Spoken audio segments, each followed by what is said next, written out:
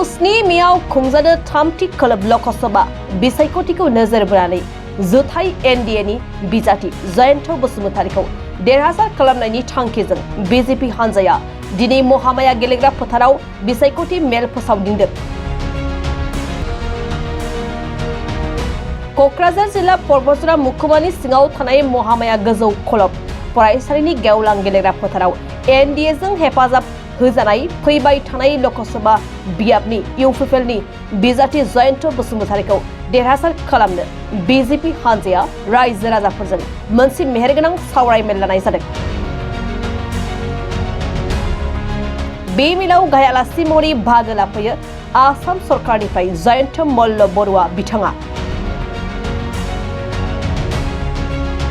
लोगोसे क'क्राझार जिल्ला बिजेपिनि आफादगिरि कबिता बसुमतारीजों लोगोसे बारग' एमएलए बरेन्द्र कुमार मोसाहारि आरो गोबां गोजौ थाखोनि बिजेपि दैदेनगिरि बिथांमोननि नुजाथिनायजों लोगोसे लोब लोब रायजो राजाफोरनि नुजाथिनायजों जाफुंसार जानायखौ नुनो मोननाय जादों।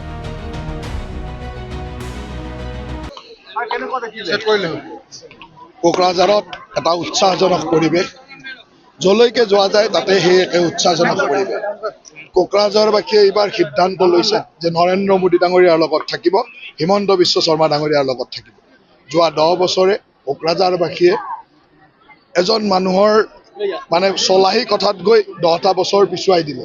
এইবাৰ সেইকাৰণে কোকৰাঝাৰবাসীয়ে সিদ্ধান্ত লৈছে যে আমাৰ মিত্ৰ দলৰ প্ৰাৰ্থী ইউপিপিএলৰ প্ৰাৰ্থী জয়ন্ত বসুমতাৰীৰ লগত থাকিব আৰু এজন সুদক্ষ বিধায়ক হিচাপে কাম কৰা জয়ন্ত বসুমতাৰীক সাংসদ হিচাপে বিজয়ী কৰি পঠাব। আৰু মই ভাবোঁ যে কোকৰাঝাৰত অতি কমেও 4 লাখ 4.5 লাখ ভোটৰ ব্যৱধানত বিজয়ী হ'ব আৰু এনেকুৱা বিজয়ী হ'ব যে পিছফালে কোন আছে চাবলগীয়া নহয়।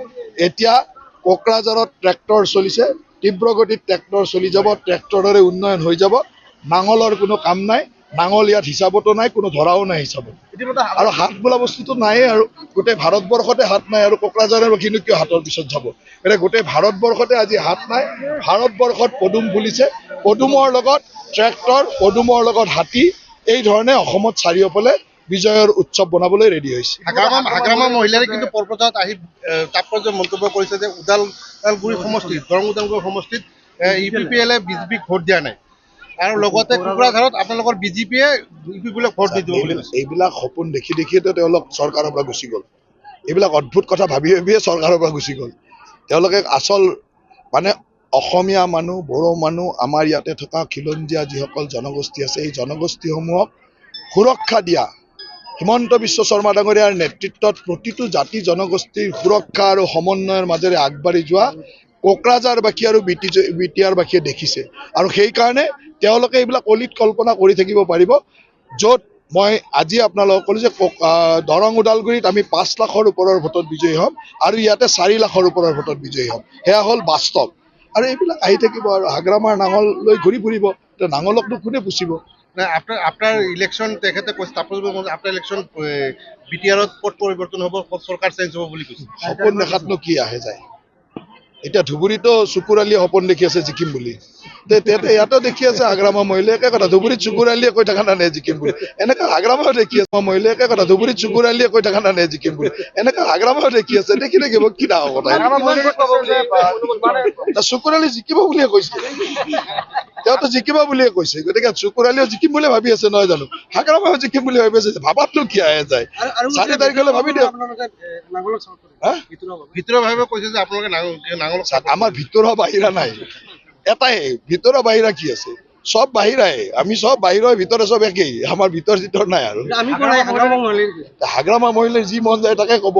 চকুৰ আলীয়ে যেনেকে কয় হাগ্ৰামা মহিলাৰো কৈছে। কথাটো কি ডাঙৰ কথা? কয় আৰু হোৱাততো কাকো বাধা নাই। হাগ্ৰামা মহিলাই কৈছে যে যিমান ভিআইপি হওক ভিভিআইপি হওক বা মুখ্যমন্ত্ৰীয়ে প্ৰচাৰ কৰক, কিন্তু আমি কোকৰাঝাৰত আমি জিকিম বুলি কৈছে। সেইকাৰণে তেওঁ ভিআইপি ভিভিআইপিৰ কথা ভাবিব নালাগে। হাগ্ৰামা বসুমতাৰীয়ে বুজিব লাগে যে কোকৰাঝাৰবাসী ৰাইজ এইবাৰ নৰেন্দ্ৰ মোদী ডাঙৰীয়া। দৰঙত অলৰেডি আমি 5 লাখ ভোটৰ ব্যৱধানত জিকিলো। তেখেতে বা ক'ত জিকিলে মই এইটো গম পোৱা নাই। ক'ত জিকিলে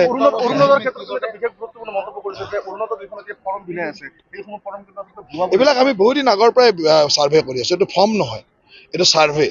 আমিতো জানিব লাগিব আমাৰ মুখ্যমন্ত্ৰী ডাঙৰীয়াই ক'লে যে আমি এইবাৰ প্ৰতিটো ৰেচন কাৰ্ড থকা পৰিয়ালক অৰুণোদয় দিম।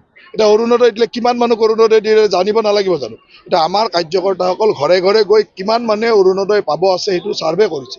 ছাৰ্ভে কৰি তাৰ ডাটাসমূহ চৰকাৰক দিব যে বোলে এইটো ডাটা এনেকৈ আহিল যে আমাৰ পৰ্বতজোৰা সমষ্টিত 15,000 পৰিয়ালক দিলে হৈ যায়।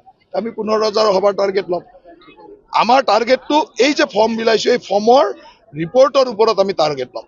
কাৰণ ফৰ্মটো আহিব অহাৰ লগে লগে যে 15,000 মানুহে এপ্লাই কৰি মানে ফৰ্ম ফিল আপ কৰি পঠালে, তাৰমানে 15,000 মহিলাক আমি অৰুণোদয় দিব লাগিব, সেইটো আমাৰ টাৰ্গেট। এতিয়া ফৰ্মত কি আছে? অৰুণোদয় ছাৰ্ভে কৰিছোঁ, আমি আমাৰ ইঞ্চুৰেঞ্চৰ ছাৰ্ভে কৰিছোঁ। ইঞ্চুৰেঞ্চৰ ছাৰ্ভেটো কৰালৈ গম পাম কিমান মানুহক ইঞ্চুৰেঞ্চ কৰিব লাগিব, এইটোতো আমাৰ স্কিম আছেই। এতিয়া নিযুত মইনাটো বাজেটতে আমি ঘোষণা কৰিছোঁ ছোৱালীসকলক এনেকৈ পঢ়াৰ খৰচ দিম। এতিয়া আমি যি ফৰ্ম ফিল আপ কৰিছোঁ এইবিলাকতো আমাৰ চৰকাৰে অলৰেডি ঘোষণা কৰা কাম। কোকৰাঝাৰত ভাল হ'ব। কোকৰাঝাৰততো আমি গোটেই জনগাঁথনি দেখিলোঁ।